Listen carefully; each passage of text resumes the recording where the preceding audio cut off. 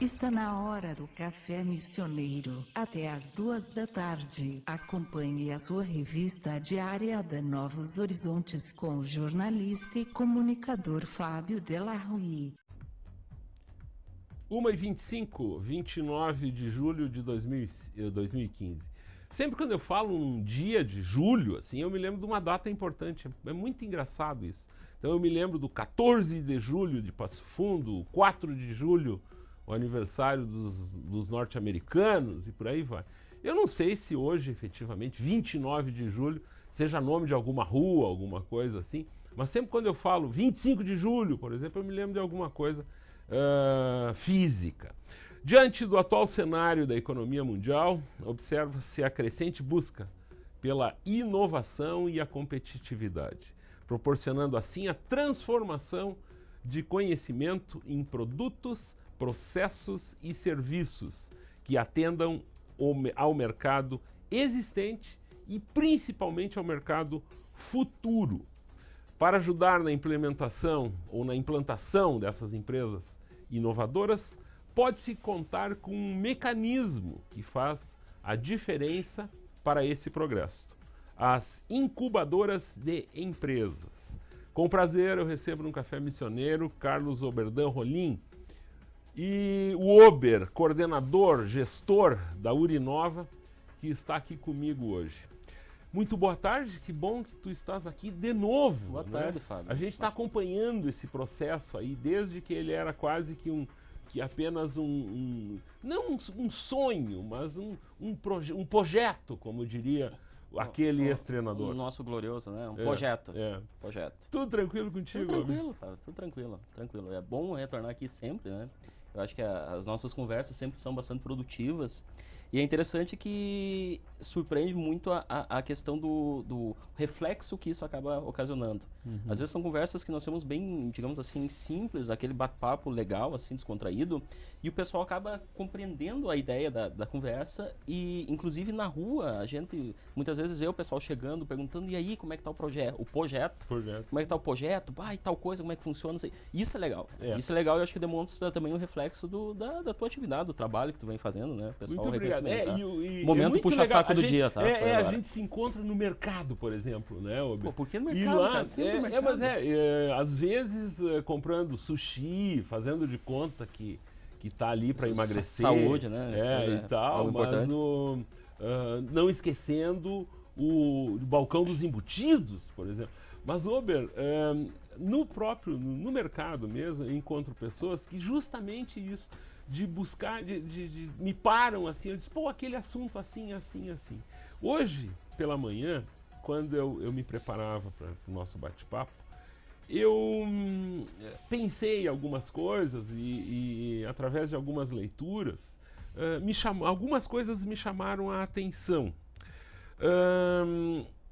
Por exemplo, para a gente poder compreender melhor a própria questão da incubadora, tá? Eu acho que a gente devia voltar um pouquinho para trás e falar até de uma coisa que a gente já falou aqui, que seriam os conceitos básicos do empreendedorismo. Nesse sentido de tu estabelecer esse retrato e depois a gente passar exclusivamente daí para a questão, porque a gente vai tratar mais também, né, das empresas incubadas dentro de um contexto. A gente não está falando de qualquer tipo de empresa. A gente está falando de empresa com base tecnológica. Então, vamos situar aí quem nos acompanha nesse bate-papo, basicamente desses conceitos do empreendedorismo. Perfeito, Fábio. A ideia, então, do empreendedorismo, nós vamos ver que na verdade, tem muitas pessoas que acabam se preocupando no sentido de como eu poderia fazer algum bem para a sociedade.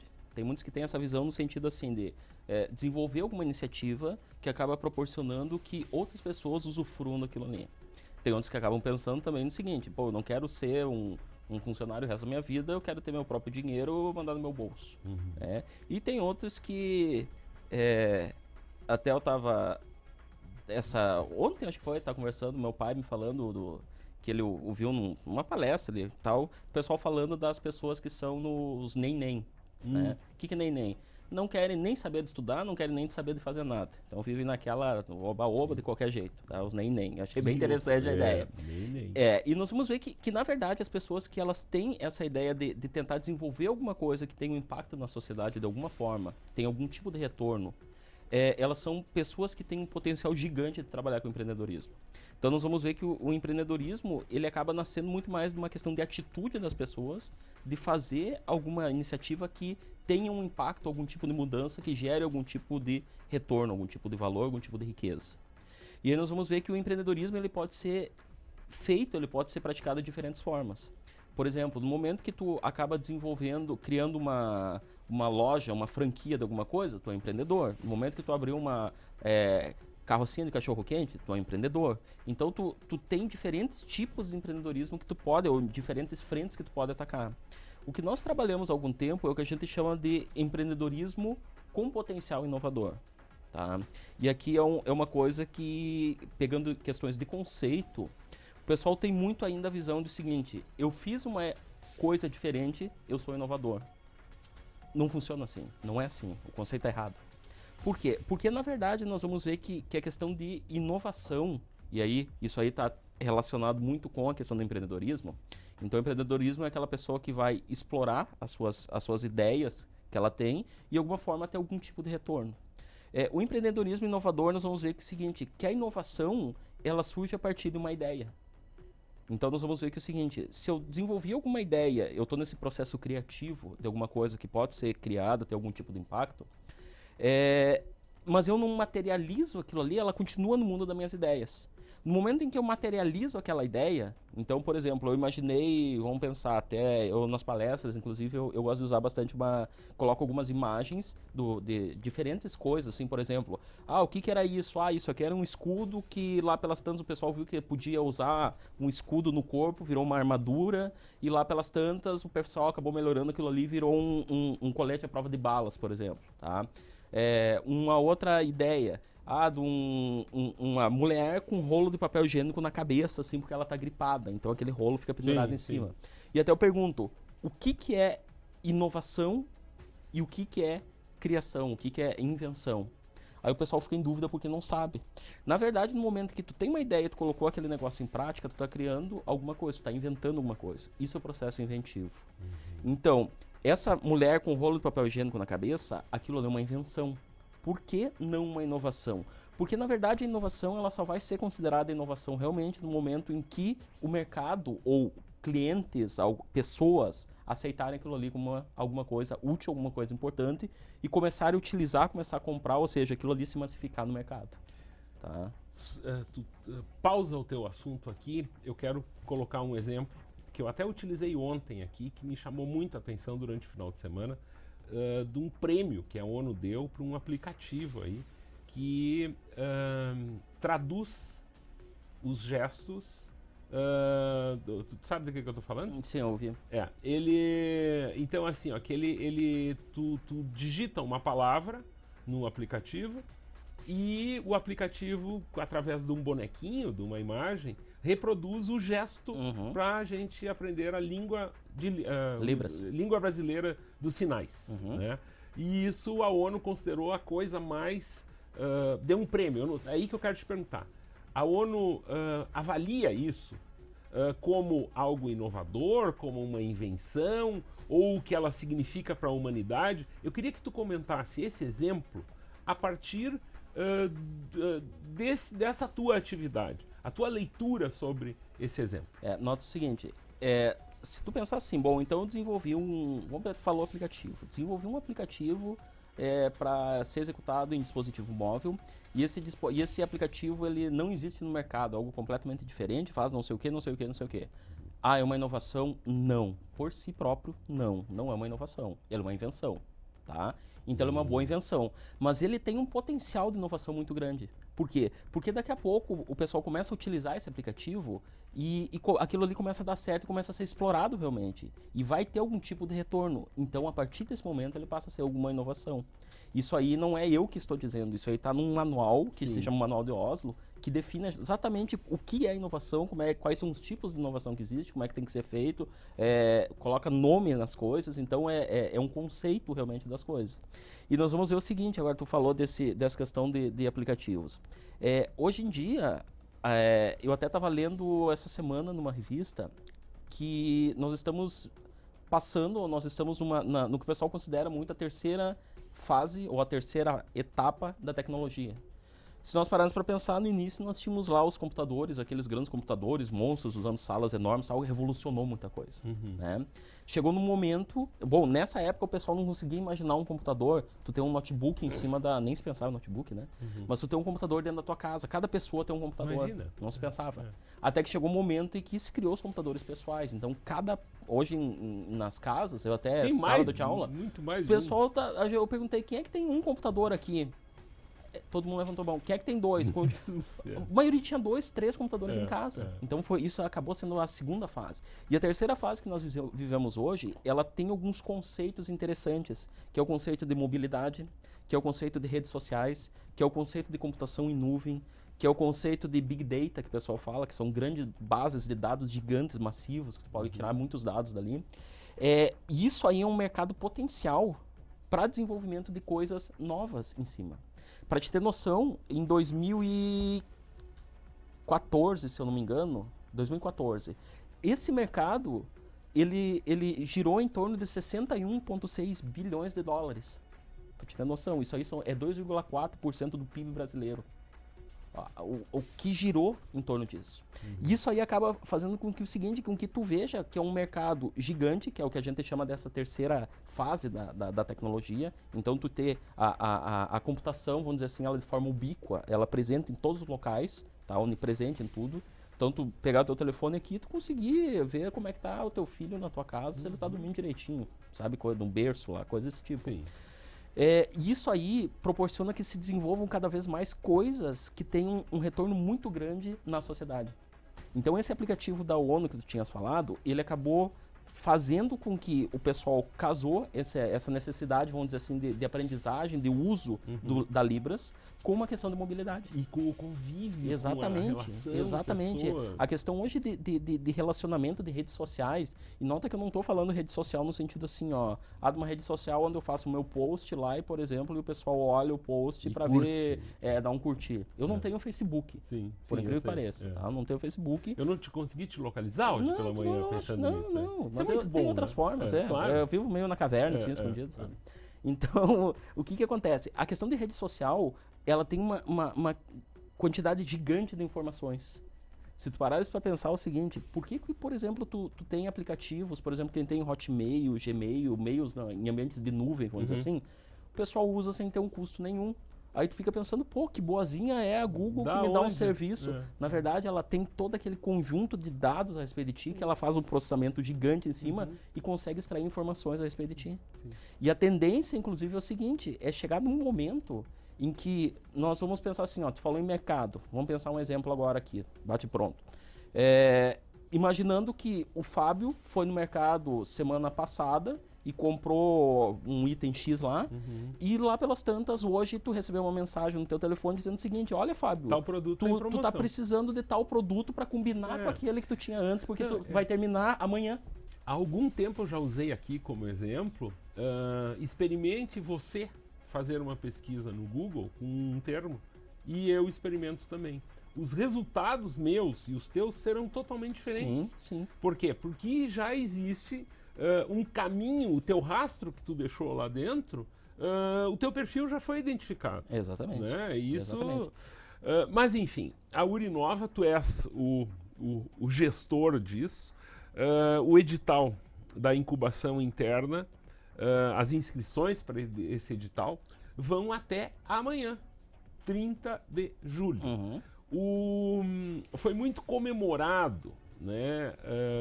Assim, enquanto tu apresentava a Urinova lá na solenidade no mês retrasado, eu olhava, assim, a tua afeição, né? Porque tu é uma pessoa que consegue, até o fato de não teres o Facebook, tu mantém uma pose emblemática, assim. E naquele momento eu vi emoção, né?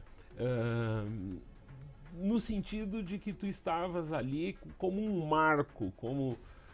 enfim, isso tu já tem apresentado nos programas que tu participa, o andamento desse processo todo. Esse momento agora, então, é o momento... Eu gostaria que tu explicasse o que é esse momento e como está esse cenário a partir da criação da Urinova. Na verdade, assim, ó, Fábio, nós começamos a incubadora, tá? Ela existe já, vamos dizer assim, no papel há algum tempo, Sim. tá? Só que ela começou realmente a funcionar a partir, ela foi, vamos dizer assim, credenciada junto ao governo. Nós tivemos que fazer um trabalho bastante grande, tá? Em 2012, que nós fomos credenciados e recebemos recurso do governo do estado para justamente fazer esse desenvolvimento. Porque nós vimos que a região, ela é uma região propícia ao desenvolvimento de coisas novas. Ela é uma propícia de... Nós temos pessoas muito boas aqui na cidade, nós temos jovens talentosos, isso tem que ser explorado muito bem, né? E o assunto, vamos dizer, empreendedorismo, inovação, não estava sendo dado devida atenção. Inclusive, nós começamos aí a partir disso desenvolver algumas coisas, e aí foi aberta então a incubadora. Ela começou a funcionar em 2014, né? Começou realmente a funcionar no início no início de 2014, e nós abrimos um edital ali na metade do ano, mais ou menos, que foi um edital de pré-incubação. Hoje nós estamos com 10 projetos, nós estamos com 9, porque um dos 10 projetos nós acabou tendo alguns problemas internos da equipe deles e eles acabaram desistindo, tá? Nós ficamos com 9 projetos, então, pré-incubados, que eles são projetos que têm aquele potencial que a gente espera de inovação, tá? Só que é o seguinte, eles não sabem como fazer as coisas. Eles têm uma ideia e precisavam de alguém para apoiar eles. Entraram na incubadora. E aí foi desenvolvida uma série de atividades com eles de capacitação. Então eles aprenderam, por exemplo, como é que se modela um negócio, como é que faz toda a parte, por exemplo, de formalização da empresa, que o pessoal não tem nem noção de como é que funciona. Então foi uma série de cursos, de oficinas que foram feitos com eles, para culminar no quê? Nesse edital que nós abrimos agora, que é da incubação. Esse edital de incubação interna, que a gente chama, nós abrimos vagas para 5 empresas começarem a trabalhar. Por que 5 empresas? Porque nós queremos manter a perenidade da coisa. Eu não poderia pensar também em encher a incubadora de empresas novas. Cada uma vai ter sua salinha específica ali dentro, receber toda a infraestrutura, internet, secretária, sala de reuniões, banheiro, blá, blá, segurança, tudo isso. Além de receber cursos, por exemplo, para te ter noção, nós vamos fazer agora, no mês de agosto, um curso da Empretec, para cada um dos participantes. Se tu fores olhar o curso do Empretec, por pessoa, isso é um custo bastante elevado, que às vezes inviabiliza empresas de fazerem. Nós vamos fazer lá, vamos envolver N pessoas, se não me engano vai ser 30 pessoas, para fazer um curso desses, sem custo nenhum. Tá? Então, fora as oficinas que vão ter para frente, cursos, assessorias, consultorias, tudo isso trabalhando para quê? Para que as empresas que venham a ser incubadas, então elas vão fazer um plano de negócio, vai passar por um processo de seleção, segundo critérios do edital. E aí, a partir disso aí, no momento que elas forem selecionadas, elas vão passar a realmente atuar como empresas dentro da incubadora, que hoje são simples projetos que estão ali dentro se desenvolvendo. Tá, mas essas empresas, para participar, elas não precisam ter participado do processo de pré-incubação? Não necessariamente. Não necessariamente. Óbvio, Fábio, que assim, ó, se no momento tu começa a trabalhar com pessoas, com projetos que tu acha interessante e tu tá acompanhando todo o andamento daquele projeto, é óbvio que tu vai ter um olhar um pouquinho diferente. Exato. Então o edital ele acaba assim, ó, ao contrário de penalizar, ele acaba proporcionando com que esses que participaram da pré-incubação eles sejam bonificados. Sim. Então eles têm ganham alguns pontos a mais por participar. Até por toda essa questão organizacional que eles já passaram. Não, e isso, Fábio, acaba incentivando que quando nós abrimos um outro edital de pré-incubação, agora em setembro, se eu não me engano, não lembro o cronograma como é que tá lá, mas o planejamento, se eu não estou enganado, em setembro abre um novo edital que outras pessoas venham participar da pré-incubação. Porque no próximo ano vai ter um novo edital de incubação, então isso vai ser perene. Mais detalhes desse edital e desse nosso assunto a gente vai saber logo depois do intervalo do Café Missioneiro. Nós já voltamos. Do seu rádio. Novos Horizontes.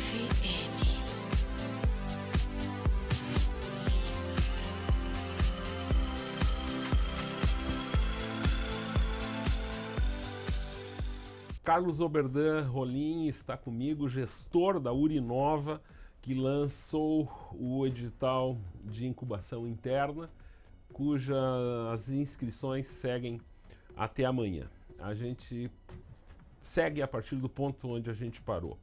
O Ober, as inscrições, então, devem ser feitas no site. Isso, né? O site da incubadora é urinova.sam.uri.br. Inclusive lá estão todas as informações que o pessoal precisa, tem o arquivo do edital, tem todos os formulários que são necessários. E a ideia é assim, ó, o negócio, tem diferentes formas de se construir um plano de negócios, tá? O que nós tentamos fazer foi simplesmente simplificar o máximo possível, mas ao mesmo tempo mantendo a qualidade. Então, para fazer a inscrição, o pessoal vai ter que ter o seu plano de negócio, tá, desenvolvido, tá, tem que ser feito da melhor forma possível. E aí vai passar por um comitê, que na verdade é o conselho gestor da incubadora e consultores ad hoc, que vão ser os responsáveis por fazer a análise desses projetos, dos planos de negócio das empresas. E aí, a partir disso, são selecionados, então, foram definidos critérios que também estão no edital, e as empresas pontuam, né? Então, o pessoal vai dar uma pontuação, e com base nessa pontuação, nós vamos fazer o ranqueamento das empresas que vão, no caso, ser as selecionadas para começar a trabalhar no processo de incubação. Antes disso, na verdade, antes de haver a homologação final, nós temos uma etapa intermediária, que é uma etapa de entrevistas. Então, nós temos uma pré-seleção, não é a seleção final, uma pré-seleção, porque nós percebemos o seguinte, que muitas vezes o pessoal tem ideias bacanas, mas tem um problema seríssimo de escrita, Fábio. É incrível, tem coisas bacanas que o pessoal faz e não sabe colocar no papel da melhor forma. Então nós vamos pensar as melhores... De contratar um jornalista, a gente ouve e redige. Exatamente. Esse é mais ou menos o meu servicinho. Pois é, ali, ó, podemos fazer... Quem sabe eu presto serviço para a Urinova, né? Pois Poderíamos pensar em algo não, assim. nós temos jornalista lá extremamente também competente e tal. Tá. Mas se tu quiser vender para outros, de repente, precisar de um sócio, alguma coisa assim, de um investidor... Não, mas nesse período após a divulgação, Ober, o pessoal procurou muito lá, o pessoal foi se informar. Sim. Assim, esses que, por exemplo, que não estavam acompanhando esse processo, como é que... E daí, por exemplo, no caso de hoje, alguma pessoa que esteja nos ouvindo e que sente aí quem sabe pode estar a saída e tal. Como que funciona para esses que chegam atrasados, vamos dizer assim? Na verdade... Ou que estão começando. Sim. Assim, ó, Fábio, o que o pessoal tem que fazer? Na verdade, nós abrimos o edital para a comunidade. Na pré-incubação, por ser um caráter inicial, vamos dizer assim, nós deixamos ele um pouco restrito, porque tem muita coisa que nós estamos aprendendo também. Então, agora na incubação nós já temos um pouquinho mais de corpo. Então, nós abrimos para a comunidade e colocamos alguns critérios ali que tem que ser seguidos. Mas não é nada que restringe, assim, quer dizer que... Na verdade, qualquer um pode participar, tá? A única coisa que o pessoal tem que ter é uma ideia bacana, tá? E colocar isso no papel, que é através de um plano de negócios. Então, óbvio que o plano de negócio é uma coisa realmente que dá um pouquinho de trabalho para ser feito, mas tem muitos que já têm o seu plano de negócio feito e precisam de uma oportunidade. E é isso que nós estamos fazendo, dando essa oportunidade. Quem sabe essa seja a hora, porque quem nos ouve já há algum tempo, a gente nunca citou exemplos aqui, Ober. Que tipo de ideias bacanas estiveram presentes na pré-incubação?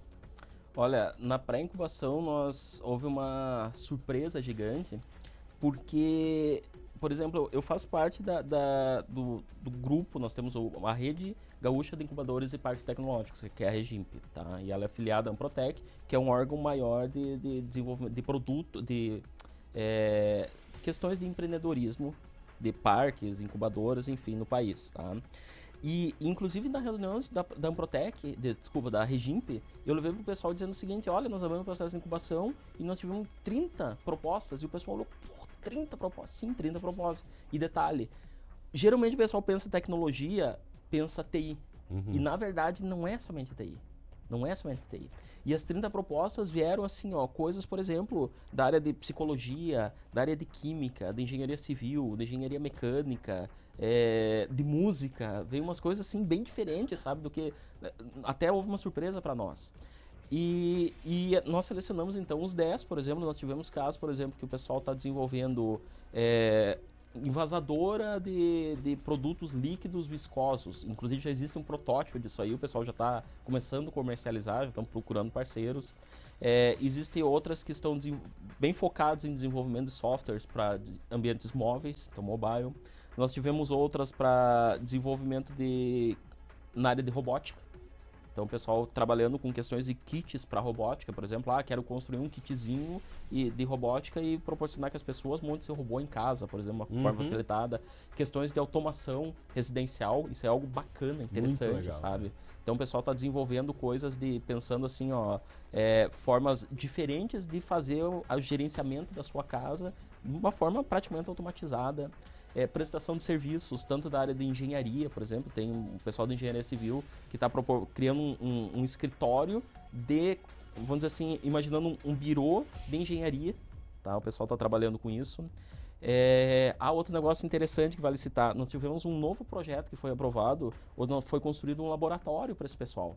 Então, na verdade, nós temos hoje, por exemplo, nós temos impressoras 3D, nós temos uma prototipadora que está por chegar, que custou lá 300 mil a prototipadora, para questões de circuitos impressos, aqueles circuitos que tu tem as plaquinhas nós vamos começar a fabricar aqui direto, ao invés de mandar para fora para ser feito, sabe?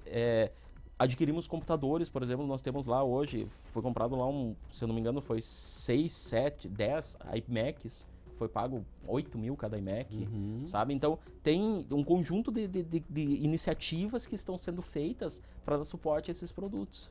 Mas o importante, Fábio, assim, que vale ressaltar, é que tu tinha falado que eu tinha sentido uma emoção. Realmente, eu sinto uma emoção muito grande. Porque é uma coisa que eu acho que a região das Missões aqui, ela está muito sedenta, ela precisa de iniciativas que venham a contribuir com a comunidade.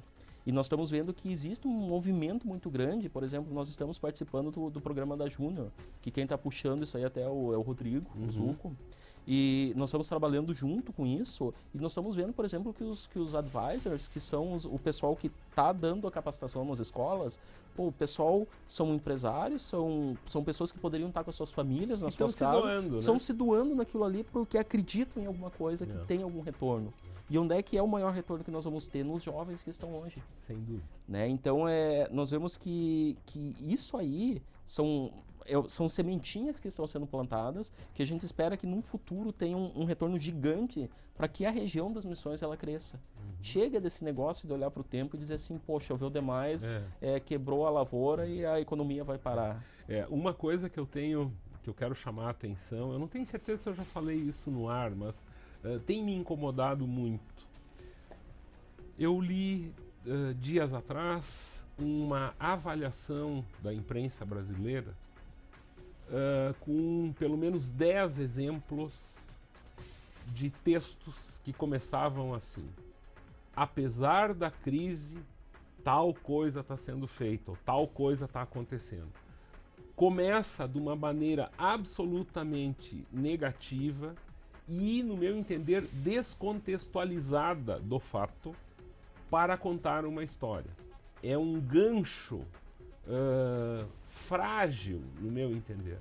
Por exemplo, aqui, a gente falou durante 40 minutos de algo que efetivamente existe e não tem relação nenhuma. Eu só estou colocando esse termo aqui para lembrar que a gente pode muito bem falar e discutir e apresentar assuntos que estão em plena efervescência, em plena evolução, sem ter esse discurso ridículo de crise, que a crise está em todos os locais. Isso não é verdade. Eu considero, só estou colocando isso como exemplo de abordagem, né? Que a gente pode ter essa visão otimista de verdade, não fazer referência sempre à crise. Eu fiz agora para usar isso como exemplo de não fazer, entendeu, Ober? Na verdade, são duas formas, vamos dizer assim, que tu teria. Poderia muito bem dizer o seguinte: nós estamos vivendo uma crise e, é crise, nada vai dar certo, nada vai funcionar, vamos baixar a cabeça, esperar melhorar o contexto como um todo. Ou nós podemos olhar para o outro lado, baixar a cabeça e trabalhar. E né? nem ficar fazendo referência São a isso. coisas que realmente, se tu vai ficar assim, ó, se lamentando, se martirizando em muita coisa, não vai funcionar. Né? Então, eu até usava... uma vez eu escutei um negócio que falaram numa pessoa e realmente aquilo me marcou, que ela era uma pessoa assim que falava muito, que não sei o quê, papapá, mas chegava na hora do fazer, realmente não fazia nada. E o pessoal dizia, esse é muito rock e pouco roll. Então, acho que tem que ser um negócio mais rock and roll mesmo. Total, falar, mas fazer realmente. Exato. E muitas vezes acaba faltando essa parte do fazer. Pessoal, vamos começar o negócio? Vamos, beleza, vamos fazer, vamos não sei o quê. Chega na hora de fazer, tu olha um pouco de gato pingado aqui, o outro ali e tal. Então é uma coisa que a gente vê que existem pessoas aqui na cidade fazendo. E elas merecem realmente, assim, ó, elas têm que ser respeitadas, têm que ser olhadas e dito assim, pô, essa pessoa tá fazendo a diferença. Exatamente. E tomara que a gente consiga trazê-los aqui. Eu te peço que, tu sabe, assim, a gente não precisa esperar por esse esquema envolvendo assessoria de imprensa, enfim. Eu estou sempre à disposição aqui para tratar dessas questões. Nós é vamos... um dos nossos objetivos aqui E eu acho que é bacana, agora pegando até já que entramos para esse outro lado, olha, fugimos da pauta completamente, produção, desculpa. Mas eu acho que isso empolga a gente, porque nós estamos vendo, por exemplo, o pessoal trabalhando com jovens nas escolas, agora pensando no programa da Júnior, tá, que está sendo desenvolvido. E nós vamos ter uma formatura agora, dia 6. Sim. Vai ser feita a formatura com o pessoal das empresas que foram ver nas escolas, que o pessoal se envolveu ali, desenvolveu seus produtos, vendeu ação, enfim, houve todo um movimento gigante. E é bacana que nós temos conversado com os jovens e eles se sentem empolgados. E isso aí é uma coisa que eu acho que vai ter um potencial gigante para, num futuro, eles virem a trabalhar, por exemplo, eu não digo que venham para incubadora, por exemplo, mas que eles possam, de alguma forma, desenvolver alguma coisa que agregue algum tipo de resultado para o todo. E isso é importante de acontecer. Eu tenho acompanhado algumas feiras de ciência, alguma coisa assim, e ali na explicação do estudante, da pesquisa que ele fez, naquele pequeno projeto que ele tem ali, a gente observa um tesão em cima daquilo impressionante. No meu tempo a coisa era mais decorada um pouco assim, né? Eu me lembro de algumas experiências nesse sentido. Era meio que empurrado com a barriga. Isso era claro que os materiais todos eram mais difíceis. Por exemplo, pra gente, eu me lembro que eu projetei um disco de Newton. O disco de Newton é o que unifica todas as cores a partir do movimento. Fica branco. Vira o branco, então eu fiz a primeira experiência, uma espécie de um ventilador manual, só que ele não atingia a velocidade para deixar tudo aquilo branco. Cheguei num ponto, daí um familiar viu que aquilo não ia dar certo, nós conseguimos desmontar um velho ventilador. Imagina um velho ventilador nos anos 70, então é um ventilador dos anos 40.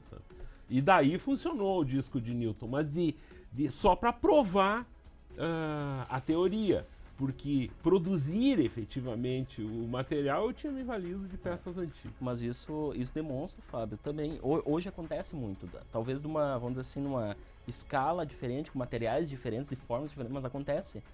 E aí que está muito o papel vamos dizer assim, das pessoas que estão um pouco na frente de algumas coisas, de instigar para que isso aconteça. Perfeito. Né? E aí nós vamos ver que o jovem, quando tem oportunidade, a geração de hoje é muito rápida, muito veloz em algumas coisas. Deixou algumas coisas de lado, conquistou outras e tal, houve uma mudança muito grande, paradigma da sociedade como um todo. E nós vamos ver que a tecnologia é só um dos caminhos que nós temos para ser utilizado. Mas tem N formas disso ser explorado. Né? E é uma coisa bacana, é algo que tem que ser valorizado realmente. Você quer saber mais sobre a Urinova, você deve acessar o site urinova.san.uri.br. Bem assim, urinova.san.uri.br. Lá estão todos os contatos, a explicação, os editais, algumas notícias, enfim, para que vocês cheguem direto a este jovem senhor que está comigo aqui, o Carlos Oberdan Rolim. Eu te agradeço muito a presença. Nós agradecemos. Passamos da hora, né? Isso não adianta marcar, coisa né? séria. 2h04. E é isso, muito boa tarde. Eu volto amanhã com um bate-papo que pode pegar fogo aqui no Café Missioneiro sobre patrimônio.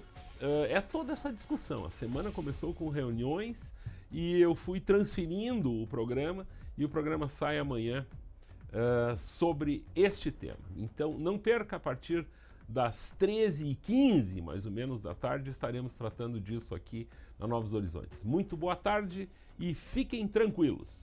A melhor rádio do seu rádio. Novos Horizontes.